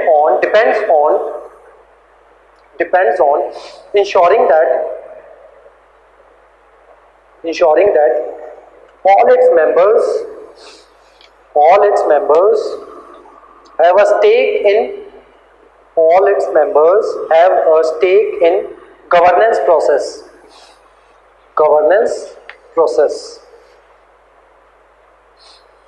and they do not feel excluded from the mainstream of the society। Basically क्या है कि किसी भी इंसान को गुड गवर्नेंस के तहत किसी भी इंसान को ये नहीं लगना चाहिए कि ये पर्टिकुलर रूल बनाया जा रहा है उसमें मेरा कोई भी कंट्रीब्यूशन नहीं है, ये पर्टिकुलर रूल जो है वो मेरे लिए नहीं बनाया जा रहा, किसी और इंसान के लिए बनाया जा रहा है, वो मेरी भलाई के लिए नहीं है, किसी और इंसान की भलाई के लिए नहीं है, भलाई के लिए है। मतलब वो पर्टिकुलर इंसान खुद को देश से या फिर गवर्नेंस से अलग होके ना सोचे, ठीक है। उसको लगे कि सरकार अगर कुछ कर रही है तो वो मेरे लिए कर रही है। सरकार को पॉलिसीज इस तरीके से बनानी चाहिए, इस तरीके से उनको इंप्लीमेंट करना चाहिए कि किसी भी इंसान के अंदर इस तरीके की भावना जो है वो ना जाए कि ये पर्टिकुलर काम जो है वो मेरे लिए नहीं होगा, ठीक है। तो ये चीज कहलाती है इक्विटेबल एंड इंक्लूसिव। सबके लिए इक्वली मिलके जो है वो काम करना है और सबको ऐसा लगना चाहिए कि मैं गवर्नेंस के प्रोसेस में इंक्लूडेड हूं, ठीक है। ये है आपका इक्विटेबल एंड इंक्लूसिव। अगर ये 8 के 8 पैरामीटर कोई कंट्री फॉलो कर रही है वो कंट्री गुड गवर्नेंस के तहत आएगी, ठीक है। नेक्स्ट हेडिंग बनाओ, strategies of good governance. Strategies of good governance लिखो, investment in human needs.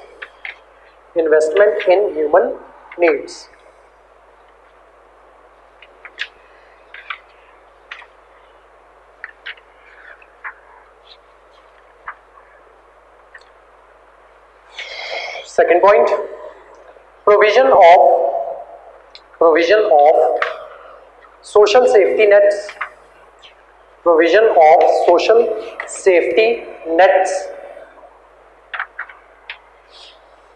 NETS nets for poor and marginalized section,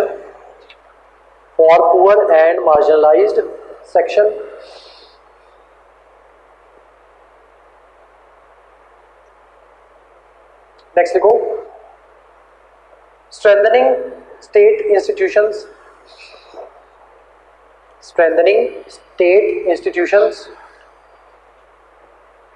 next लिखो, next point, enhancing the capital of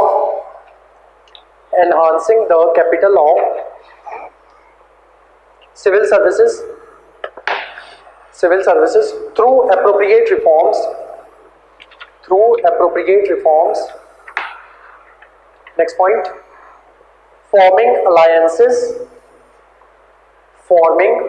ALLIANCES, forming alliances with government and civil societies,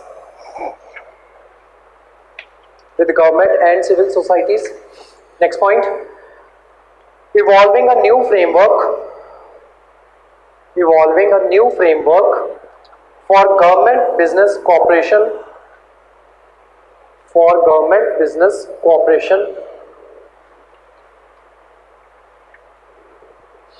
next point, investing in social capital, investing in social capital and enhancing intra-society harmony. Intra-society harmony.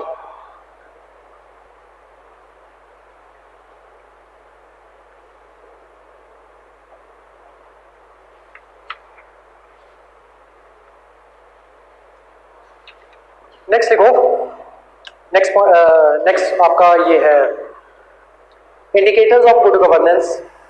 Next heading डालो, indicators of good governance.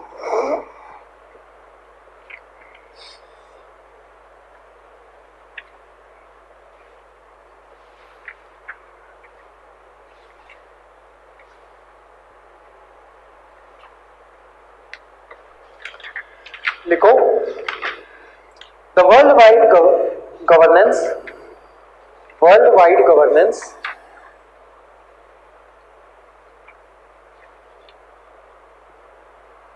indicators, the worldwide governance indicators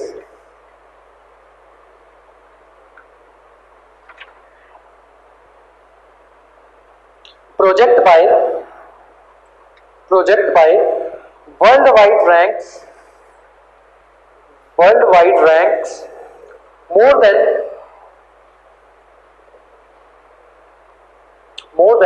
190 countries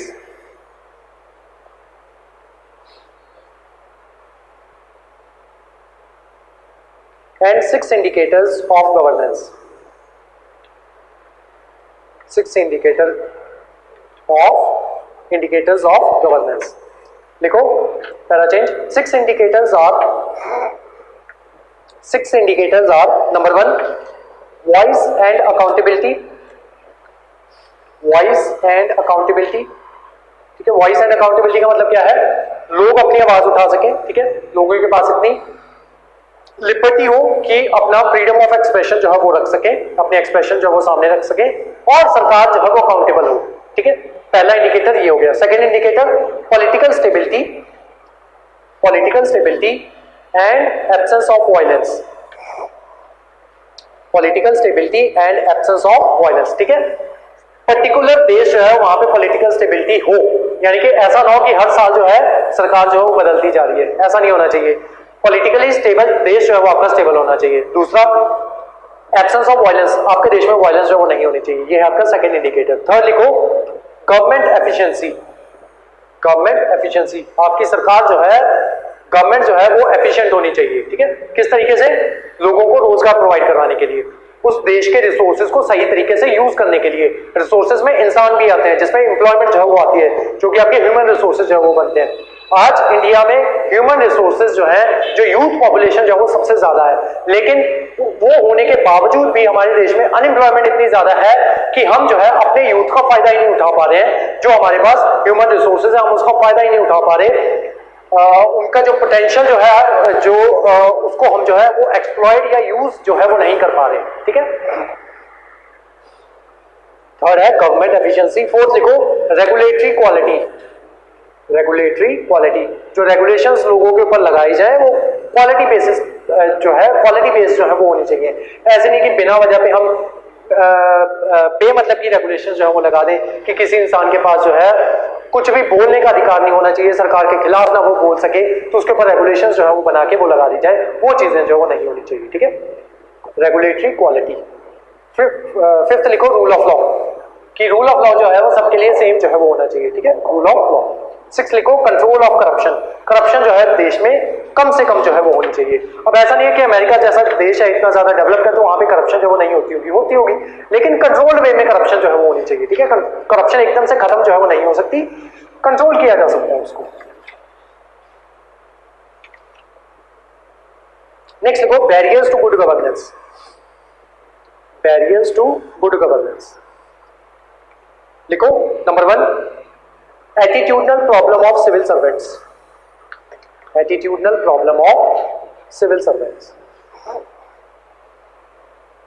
ये barrier है good governance के लिए. Next लिखो, lack of accountability.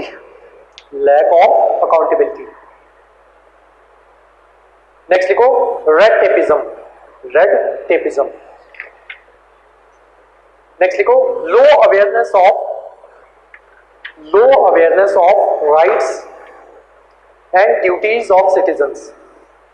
Low awareness of rights and duties of citizen.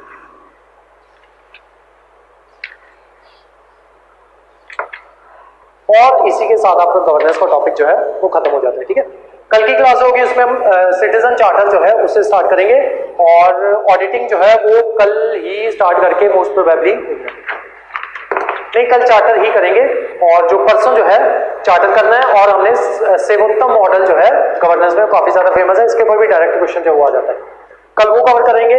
Then उसके बाद auditing जो है वो स्टार्ट करेंगे। अब जो ये मैंने अभी आपको बैरियर करवाए इनको समझ लो। ठीक है, लिखना इसमें कुछ नहीं है, अपनी लैंग्वेज में इनके आगे अगर पेपर में डायरेक्ट क्वेश्चन आ गया तो इनके आगे अपनी लैंग्वेज में जो मैं अभी समझाने जा रहा हूं उनको समझा देना। वैसे ऐसा जरूरत इसको समझाने की भी नहीं है, सब कुछ जो है ऑलरेडी जो पॉइंट आपने लिखा है वो सेल्फ एक्सप्लेनेटरी है, कुछ भी इसमें ऐसा समझाने की जरूरत नहीं है। लेकिन फिर भी मैं जो है वो आपको समझा देता हूं। एटीट्यूडनल प्रॉब्लम जो है वो सिविल सर्वेंट्स में है। एक बार जो है वो आप जॉब में चले जाते हो तो जो है आपको जो है जो नॉर्मल इंसान जो है या कोई गरीब इंसान है उसकी प्रॉब्लम्स आपको प्रॉब्लम्स नहीं लगती। ठीक है, ये जो है ये यहाँ पे कहना चाह रहा है कि जो सिविल सर्वेंट जो है उनमें बहुत ज्यादा एटीट्यूडनल प्रॉब्लम्स है। ठीक है, आप किसी भी ऑफिसर के ऑफिस में जाते हो सबसे पहले तो वो आपकी बात ही नहीं सुनता है। ठीक है, वो चुपचाप से अपना जो है वो लिखता रहेगा। ठीक है, आपको जो है जब तक आपके पास कोई पावर नहीं है या आपके पास पैसा नहीं है तब तक जो है वो आपकी बात जो है वो नहीं सुनी जाती।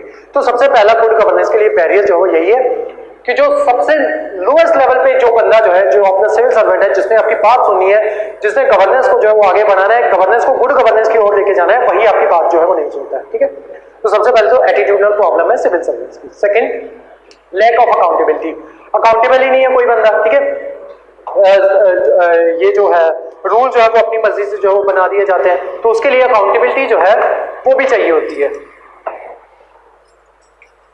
तो वो अकाउंटेबिलिटी नहीं है। थर्ड क्या है, रेड टेपिज्म। रेड टेपिज्म का मतलब मैंने आपको एथिक्स में भी समझाया था। रेड टेपिज्म का मतलब क्या होता है, लाल फीताशाही।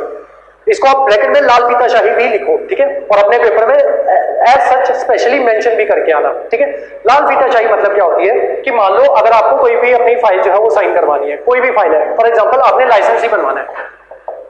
ठीक है, लाइसेंस बनाना है तो उसके लिए अलग अलग प्रोसीजर्स जो है वो चलते हैं। ठीक है, सबसे पहले आपको अपना मेडिकल जो है वो लेके आना होता है। ठीक है, क्या आपकी स्पेक्स जो है वो तो नहीं लगी हुई, आपको अगर लगी हुई है तो क्या स्पेक्स जो है वो 6 स्पेक्स के साथ आपकी नजर जो है वो 6/6 है कि नहीं है। ठीक है, उसके अलावा आपका ब्लड ग्रुप जो है वो क्या है, उसके लिए एक अलग से सर्टिफिकेट जो है वो लाना पड़ता है और 2-3 सर्टिफिकेट जो है वो होते हैं।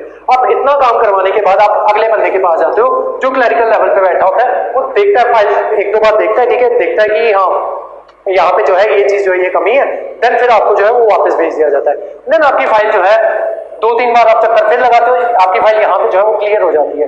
देन वो जाती है इससे ऊपर वाले ऑफिसर के पास, देन जाती है उसके ऊपर वाले ऑफिसर के पास, देन जाती है वो आरटीओ के पास। ठीक है, तो ऐसे करके आपकी फाइल जो है वो धीरे धीरे करके जो है वो ऊपर जाती है। यही चीज जो है वो क्या कहलाती है, रेड टेपिज्म।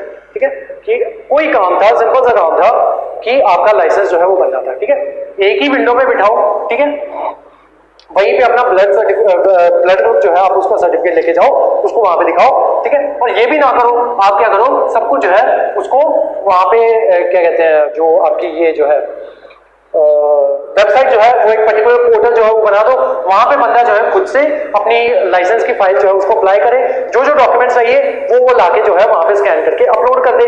देन आप उस दिन जाओ जिस दिन आपका टेस्ट होना है। ठीक है, या जिस दिन आपकी फोटोग्राफ जो है वो भी वहां पे क्यों भिजवानी, वहीं पे जो है वो आप अपलोड कर दो। ठीक है, साथ में अपना एक प्रूफ जो है वो लगा दो, आधार कार्ड एज अ प्रूफ लगा दो, दोनों की फोटो जो है वो मैच कर दो।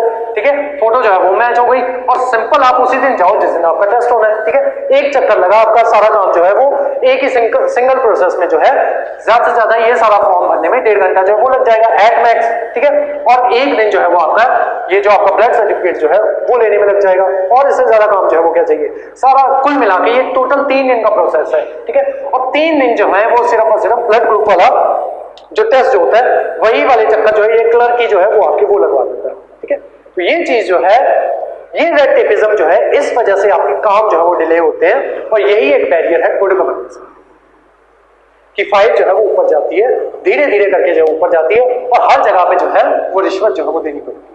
ठीक है, और रिश्वत दी जा सके, ये लोग जो है वो रिश्वत खा सके, उसी वजह से रेड टेपिज्म का कल्चर जो है वो स्टार्ट किया। ठीक है, तो ये आपका रेटिविज्म। लास्ट है low level of awareness and rights and duties of citizens. ठीक है, हमारे पास अवेयरनेस ही नहीं है। ठीक है, मान लो कोई आपको जो है पुलिस जो है वो जेल ले जाती है। ठीक है, आपको पता ही नहीं है, 4 दिन बाद आपको डंडे मार के जो आपको छोड़ दिया जाता है। आपको पता ही नहीं है कि जिस दिन पुलिस जो है वो आपको लेके गई है 24 घंटे के अंदर अंदर आपको मैजिस्ट्रेट के सामने जो है वो पेश करना होता है। ठीक है, और पुलिस के सामने दिया हुआ कोई भी बयान जो है वो लायबल नहीं होता है। ठीक है, और पुलिस जो है वो आपको वहीं पे जो है वो फंसा लेती है, 4 दिन आपको डंडे मारती है, घर में जो है वापस भेज देती है। आपको पता ही नहीं आपके राइट्स क्या है, आपको पता ही नहीं है कि 24 घंटे के अंदर अंदर आपको जो है मैजिस्ट्रेट के सामने जो है वो पेश करना है। अगर आपको अपने राइट्स का पता होता तो इनकी हिम्मत ही नहीं होती कि आपको जो है वो उठा के ले जाए। ठीक है, बिना वारंट के। तो ये सारी चीजें जो है ये बैरियर्स है गुड गवर्नेंस के। ठीक है, पेपर में इसके अंदर क्या लिखना है वो सब कुछ जो है वो आपके नोट्स में जो है वो मैंने आपको भेजा हुआ है। ठीक है, कहानी जो है इसके समझने की कहानी जो है वो क्या थी वो मैंने बता दी है। अदरवाइज डायरेक्ट ऐसा क्वेश्चन तो बिल्कुल नहीं आएगा आपको कि सिर्फ और सिर्फ बैरियर्स बताओ। जब भी आपको क्वेश्चन पूछा जाता है 4-5 पार्ट्स में जो है वो पूछा जाता है। सबसे पहले आपको क्या पूछा जाएगा, define governance, what are the indicators of the governance. ठीक है, व्हाट आर द क्या कहते हैं features of good governance and what are the barriers of the good governance. ठीक है, अब ये सारा आंसर जो है वो आपको 2 पेजेस के अंदर खत्म करना है। अब सारी चीजें लिखने बैठोगे तो इसके लिए जगह थोड़ी बचेगी, और जो कुछ इतना ज्यादा मैंने आपको लिखवा दिया सब कुछ लिखना बैठोगे तो वो जो है ना तो आपका आंसर पूरा हो पाएगा, ना ही पर्टिकुलर लिमिट में आपका आंसर जो है 2 पेजों के अंदर आपका आंसर जो है वो फिनिश हो पाएगा। ठीक है, तो अपना आंसर जो है मेन पॉइंट जो है वो याद करो। आपको पता होना चाहिए कि यहाँ पे क्या चीज जो है वो लिखनी है। ठीक है, ट्रांसपेरेंसी, नॉर्मल ट्रांसपेरेंसी क्या होती है। अगर आप इतना भी लिख के, बड़ा आंसर है ना जो अभी जो मैंने क्वेश्चन आपको बना के बताया, उसमें 8 इंडिकेटर्स ये बनाओगे। ठीक है, इतना बना के यहीं पे थोड़ा सा लिख दोगे कि 2 तरीके की होती है ट्रांसपेरेंसी, वो लिख दोगे, एक एग्जाम्पल दे दोगे आरटीआई का। ठीक है, ऐसी अकाउंटेबिलिटी में जो उसके 2 पार्ट्स है वो लिख दोगे, साथ में जो मैंने एग्जांपल बताया वो लिख दोगे। देन उसके बाद बैरियर्स जो मैंने 4-5 बैरियर्स लिखवाए हैं सिर्फ उनकी हेडिंग्स दे दोगे, मार्क्स जो है वो आपको मिल जाएंगे। ठीक है, जो आपके आंसर चेक कर रहा है वो सब कुछ पढ़ के बैठा है। ठीक है, उसने बस ये देखना है कि जो आप लिख रहे हो, जो पर्टिकुलर कीवर्ड्स लिख रहे हो, क्या वो सही लिख रहे हो कि नहीं लिख रहे हो, बस इतनी चीज उसने देखनी है। उसने नहीं देखना कि आप शीट कितनी भर रहे हो, और इतना भी लिखने बैठोगे फिर भी 2 पेजेस जो है वो भर दोगे। ठीक है, तो ये चीज है सर। और इसी के साथ आपका फर्स्ट टॉपिक जो है गुड गवर्नेंस क्या होता है वो खत्म हो गया। कल की जो क्लास होगी उसमें हम सिटीजन चार्टर जो है उससे स्टार्ट करेंगे। गवर्नेंस के लिए अगर आप कोई बुक लेना चाहो वैसे तो जरूरत नहीं है। ठीक है, हमारी जो अकेडमी वाले नोट्स हैं वो इनफ है। अदरवाइज गवर्नेंस के लिए एक बुक आती है टाटा मैक्रो पब्लिकेशन की, गुड गवर्नेंस नाम से एक बुक है, और मोस्ट प्रोबेबली एम लक्ष्मीकांत की ही बुक है वो भी। ठीक है, तो जब मैं प्रिपरेशन करता था तब एम लक्ष्मीकांत जो है गवर्नेंस की बुक टाटा मैक्रो पब्लिकेशन की तरफ से लिखा करते थे। अब वो बुक लिख रहे हैं, अभी करंटली नहीं लिखते हैं जितना मुझे लगता है, फिर भी अगर मिली तो देख लेना, जरूरत बिल्कुल नहीं है बाय करने की, मत बाय करना। ठीक है, फिर भी कुछ बच्चे होते हैं जिनको कीड़ा होता है कि बाय करनी है, तो एम लक्ष्मीकांत वाली बुक अगर मिली तो बाय करना। ठीक है, अगर नहीं मिली फिर भी बता देना, किसी को बाय करनी ही होगी।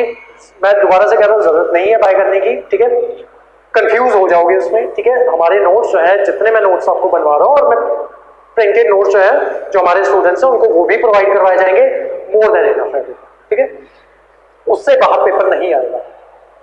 ठीक है, अगर आप सोचते हो कि उससे बाहर कुछ बुक में ऐसा कुछ दिया होगा जिससे पेपर आ जाएगा, नहीं आएगा। जितना पेपर में आना है उससे ज्यादा ही आपकी बुकलेट में जो है जो हम प्रोवाइड करवाएंगे उससे ज्यादा ही दिया होगा।